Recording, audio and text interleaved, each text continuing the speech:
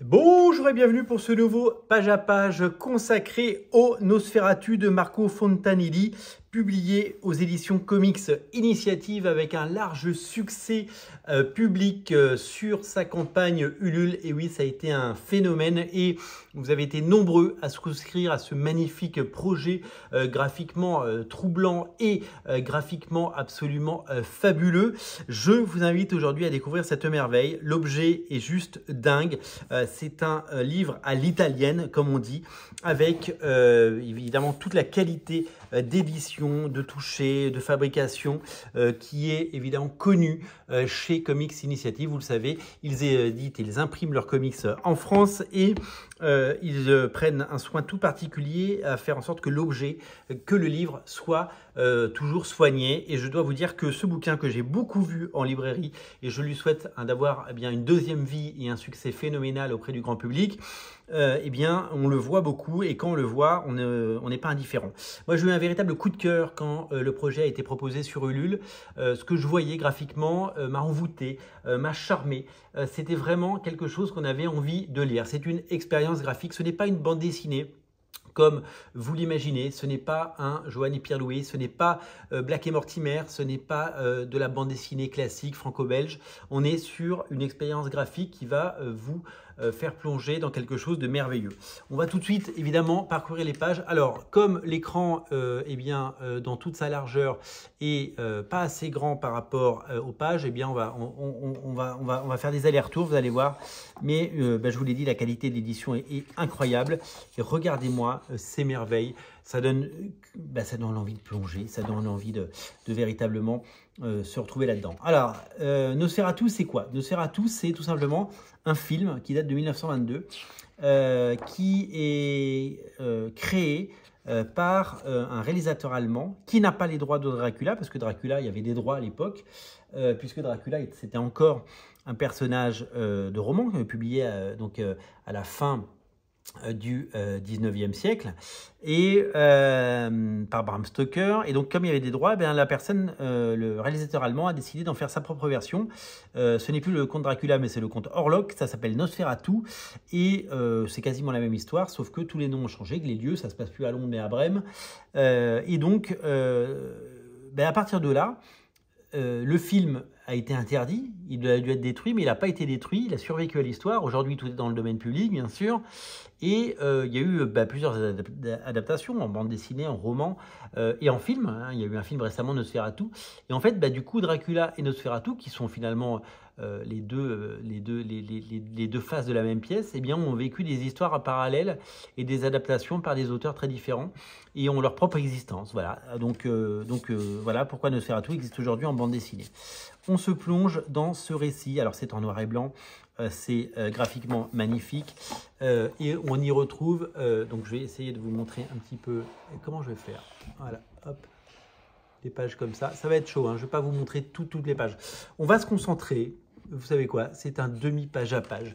On va se concentrer sur les pages, je remets un petit peu parce que j'ai shooté dans ma caméra, sur les pages de droite, parce que, mais s'il y a une très très belle page de l'autre côté, voilà. Donc on part vraiment sur une expérience graphique étonnante, assez classique finalement, avec des niveaux de gris, etc. Et très très vite, quand l'histoire commence, alors là, il y a forcément un dessin que je dois vous montrer.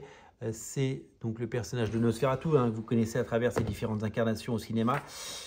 Et donc là, on rentre dans la partie totalement graphique et totalement psychédélique et vertigineuse. C'est époustouflant de voir cette qualité. Et rien que pour ça. Alors, certains se sont plaints du fait que ce n'était pas une bande dessinée traditionnelle et qu'il n'y avait pas de bulles et que l'histoire était déconstruite et que c'était assez étrange. Mais moi, je dois vous avouer que c'est quelque chose qui me fascine, notamment graphiquement. Regardez les formes géométriques, regardez le travail réalisé sur les niveaux de gris, sur toutes ces formes absolument incroyables qui rendent ce personnage singulier et fascinant. C'est de toute beauté, si vous voulez mon humble avis. Et ce bouquin mérite d'être vu, d'être lu par tous les amateurs de beaux livres, tous les amateurs de grand art et tous les amateurs de storytelling. Regardez-moi la beauté de ces pages, regardez-moi ces aplats de noir, regardez-moi cette technique, cette maîtrise, ce talent, c'est époustouflant. Je l'ai parcouru plusieurs fois depuis que je l'ai et je dois vous dire que à chaque fois, c'est une merveille et à chaque fois, c'est une expérience graphique absolue. Vraiment, quel travail, et quel génie et quelle maîtrise totale. Regardez le côté facette, le côté de l'autre côté du miroir, le côté hypnotique de ces dessins. C'est tout simplement fabuleux avec, regardez ce storytelling absolument incroyable. Il y a du côté Chris Ware dans ces récits.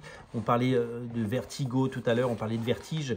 C'est un vertige graphique et ça fait penser évidemment à Hitchcock, ça fait penser évidemment à tous ces labyrinthes que sont les œuvres de cinéma et de littérature qui nous fascinent.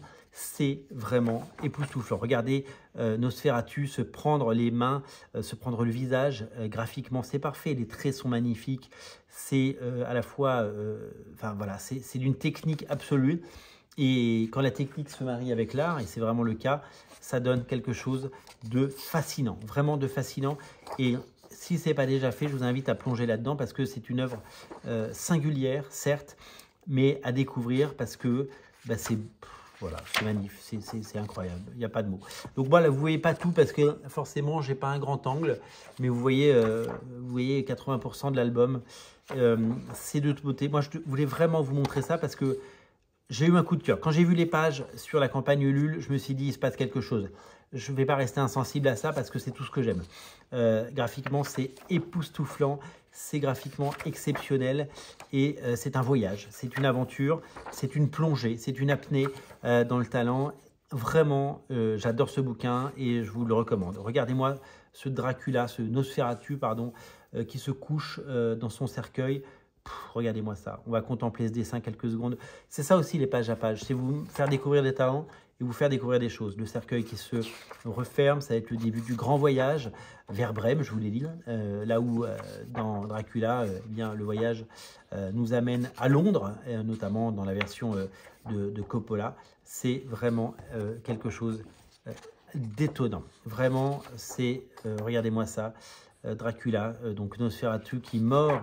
Nosferatu, regardez les petites souris, là, je vais vous les montrer, parce que c'est vraiment quelque chose de magique et d'étonnant et de incroyable.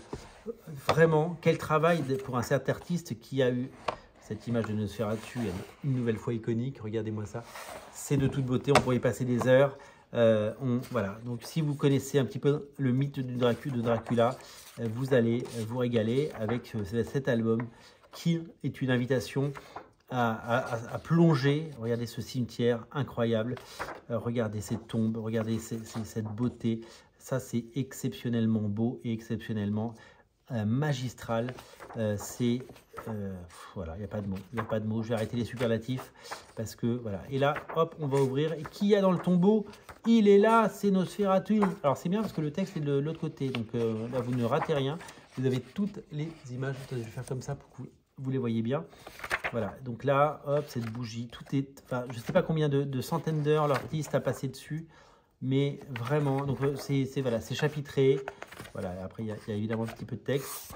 Nous allons replonger dans ces lumières avec ces petites souris qui nous guident avec des galeries de dessins, avec tout le travail de storyboard de cet artiste légendaire et talentueux qu'on va suivre. Et j'espère qu'il y aura d'autres projets à suivre chez Comics Initiative avec cet artiste parce que ça mérite d'être évidemment découvert et ça mérite d'être vu, ça mérite d'être... regardez ça, comme c'est beau. Voilà, on se croirait dans un film de la Hammer, on se croirait dans des vieux films. C'est tout simplement époustouflant. J'espère que... Oh là, ma caméra a basculé pendant que j'étais en train de vous montrer tout ça. Bon, c'est pas grave, vous avez eu l'essentiel. Merci vraiment à vous d'être si nombreux à regarder ces émissions. J'étais ravi de partager ce Nosferatu avec vous. C'est une merveille. Et je vous invite, si ce n'est pas déjà fait, à vous abonner à Radio Comics pour ne rater aucun page à page. Merci à vous, merci à tous. On se reparle très bientôt pour de nouvelles aventures et de nouvelles vidéos. Et merci pour votre fidélité. Abonnez-vous. Salut.